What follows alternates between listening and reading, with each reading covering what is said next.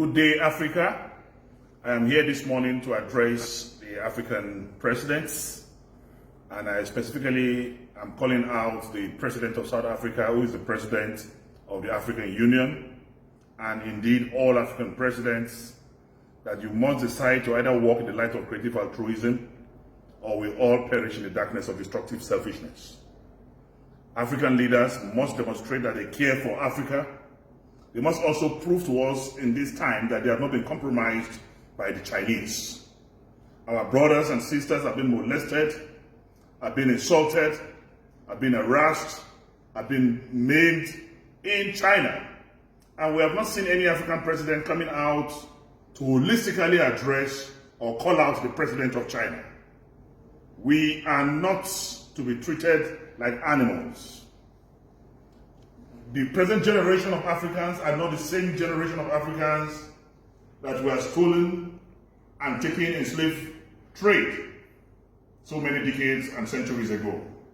We will not allow this to continue. It is an opportunity for African presidents to rally around Africa this time and defend Africans in China. What we are seeing on the social media and in the mainstream media, the treatment meted on our brothers and sisters across Africa is unacceptable to Africans, it's unacceptable to us in Nigeria. We are using this opportunity to call on African presidents to quickly become born again and begin to take issues that concern Africans as seriously. You must practice what I call African diplomacy, African citizen diplomacy. You must protect Africans anywhere in the world, except if you have all been compromised by China.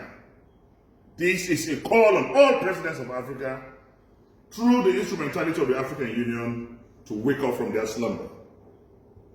I pray the Almighty God will make this whole COVID-19 thing come to an end. We are resorting to prayer. We are resorting to God, who is the supreme controller of the universe, and our belief is that He will rescue us.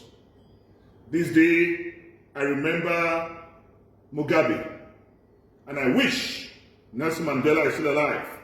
Will he keep silent in the face of obvious obscurity? Will he keep quiet in times like this, in times of vicissitude and vacillation against Africans in China? African presidents, please wake up from your slumber. And I pray the Almighty God to bring this whole pandemic to an end. I also say we must please pray, and we must pray and pray. I use the opportunity to remember the song Martin Luther King sang in mid-60s during the Great March to Washington, D.C. And after singing that song, racism died in America, and the blacks were liberated, and Obama became president, the first black president in America.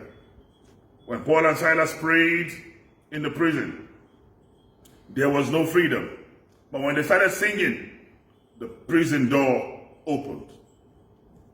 All strategies was employed when the battle for the wall of Jericho to come down. But when they sang, the wall of Jericho came down. There's efficacy and power in songs. This morning, if you believe in the efficacy of the Almighty God, if you believe in the supremacy of God, who is the supreme controller of the universe, join me in singing that same song Martin Luther King sang in 1964 during the Great March to Washington, D.C. And I believe God will heal our land, coronavirus, COVID-19 will be defeated, and we will all be happy again. We shall overcome.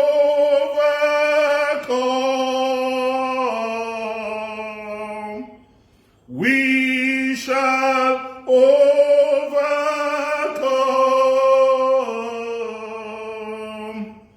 We shall overcome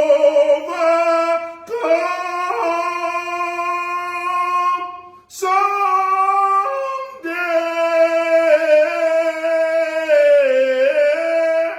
Deep in my heart,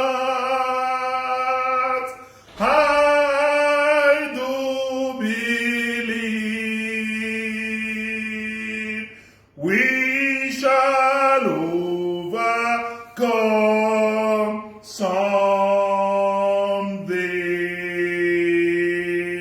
Saluta continua, Victoria Asata. I am Dino Melai.